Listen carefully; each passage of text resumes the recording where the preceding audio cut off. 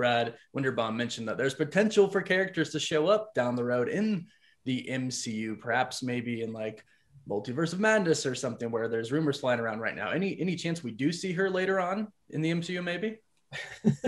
That is stuff that's going on probably above and beyond us. What's going on, everybody? It's Warren. Welcome back to the Cosmic Wonder, and we have less than 2 weeks until Marvel's What If, their very first animated series, comes out on Disney+.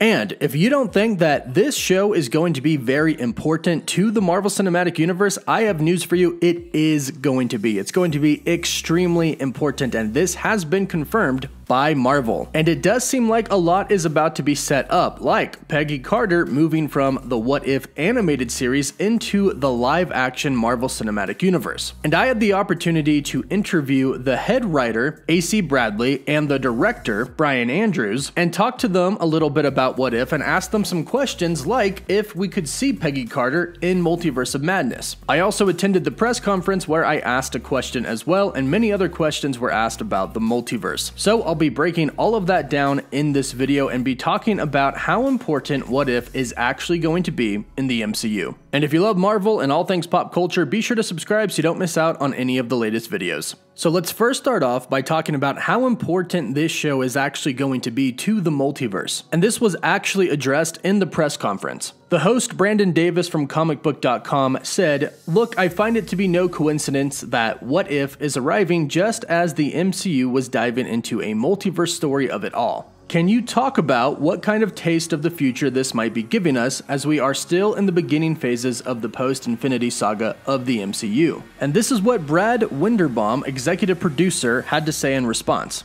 Well, yeah, I mean, it's no coincidence that this show picks up right after Loki. You know, the spoiler at the end of Loki, and I am about to talk about the finale, so spoiler warning. She says the multiverse has now erupted in every possible direction, and What If gives us a chance to explore that. And I think you can tell that in this next saga, the multiverse is gonna be crucial. Then if you combine that with what the writer AC Bradley had to say in an interview with IGN, we pretty much get full confirmation that What If is canon to the MCU, to the MCU's multiverse. She confirmed this in the interview by saying, "The multiverse is here, it's real, and it's absolutely fantastic, people. What If is just a part of the multiverse, and some of these stories could bleed into the main sacred timeline, our timeline that Loki introduced." And I personally asked AC Bradley if seeing Captain Carter show up down the road in the MCU, say in Multiverse of Madness, is a possibility, and this is what her and director Bryan Andrews had to say. "I would give anything to write Peggy Carter again. Hopefully we'll get to see her more in the show, but that's up to powers greater than me." Well, I think you absolutely showed that, because like I said, just get started off with her. It's a great start, her kicking butt. It's pretty cool to watch on screen, and I really wish we could have seen that, or we can see that live action. You know, this morning during the press conference, Brad Winderbaum mentioned that there's potential for characters to show up down the road in the MCU, perhaps maybe in like Multiverse of Madness or something, where there's rumors flying around right now. Any chance we do see her later on in the MCU, maybe? That is stuff that's going on probably above and beyond us. We all would love that. You know, as soon as that's the case, I mean, we're just like anyone else who doesn't even work at Marvel. It's like there's stuff that we don't know, right? Because Kevin's the Lord Overseer, and he's got like stuff going on that we might be unaware of. But it would be amazing. I think both AC and I would love to see some, you know, Hayley Atwell in that suit, live action, kicking ass. Being amazing. I think we'd all love that. Yeah. So even though, of course, they can't tell us, yes, this person is going to be in this live-action Marvel project, they do seem very hopeful. They both said that they hope it happens, and they'd love to see it happen. And apparently I'm not the only person asking this question, because in the press conference, somebody else asked, "I just watched Loki, and we're waiting for Spider-Man and Doctor Strange movies. And it's not just comic fans now, but every MCU fan knows about the multiverse. Can we expect some of these events of What If to be a part of the MCU movies as well?" In which executive producer Brad Winderbaum responded by saying, Yeah, I mean, I think that without going into great detail, I can tell you that What If, as a project, as a story that exists in the MCU, is, you know, as important as any other. It's woven into that same tapestry. These fun little threads, there's gonna be a lot of potential there. And specifically in regards to Captain Carter, it does really seem like she's very important to Marvel, or at least the writers of What If. And I asked AC Bradley why Captain Carter is such a driving force to What If and could be such a driving force to the MCU in the future. I love Peggy Carter. I've loved her since her first moment in the first Avenger, from Agent Carter to and beyond. I think the reason I fell so hard for Peggy Carter and then writing Captain Carter was in the show we explore the different sides of all the heroes. We explore the different sides of Thor, we explore a different side of Tony, but they're already heroes. They're already super powered up. They already have all the toys. Peggy, what does she have? She's a woman who knows her worth. And then I got to give her some superpowers. I got to say, yeah, hells yeah, let's show. Let's make the outside match the inside. Let's see who she is. Yeah. And that was such an honor.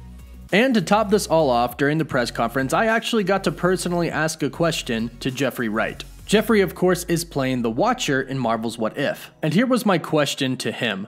The Watcher was such an amazing character and he's so important in Marvel in general. Is the Watcher appearing in the MCU in a live-action movie or show something that we could possibly see, or something he would want to do? And this is his response. Well, What If is very much about the idea that all things are possible. So, you know, and then he took a second and laughed for a little bit and said, that's a reasonable question, and I guess the answer to it is, well, what if? Now, he didn't really give me a confirmation, of course, he can't, but he did put a very good question out there, and it's ironic, but it is, what if? What if is a part of the multiverse that is the MCU right now. And if one character can come from one universe to another, there's no reason that the Watcher from this animated universe can't come into our main MCU timeline and be the Watcher of that. And like he did say, anything is possible. Now from here, I'd just like to talk about the show, What If, my thoughts on it, and answering some questions that I've had a lot of you ask me that I actually got answered during the press conference. One question is, are these shows going to connect to each other or are they going to be one-off? And I've seen the first 3 episodes and they were all completely different. They did not connect at all, at least not that we know of so far, but Brad Winderbaum actually answered this question.